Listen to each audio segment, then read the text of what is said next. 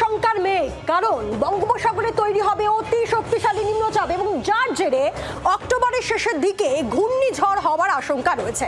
তবে ঘূর্ণিঝড় যদি আরব সাগরে যায় তাহলে শাপে বর বাংলার। বাংলায় এখন হেমন্তকাল। অন্তত কালীপুজো পর্যন্ত রাজ্যে কোথাও উল্লেখযোগ্য বৃষ্টির কোনো পূর্বাভাস নেই।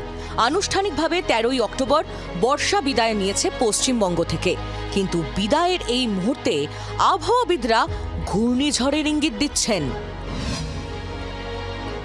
পরবর্তী ঘূর্ণিঝড়ের সম্ভাব্য তারিখ 27শে অক্টোবর দাবি করল বেশ কয়েকটি আন্তর্জাতিক আবহাওয়া গবেষণা মডেল।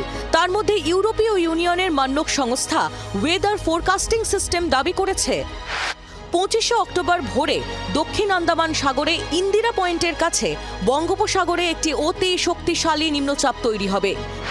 নিম্নচাপ ক্রমশ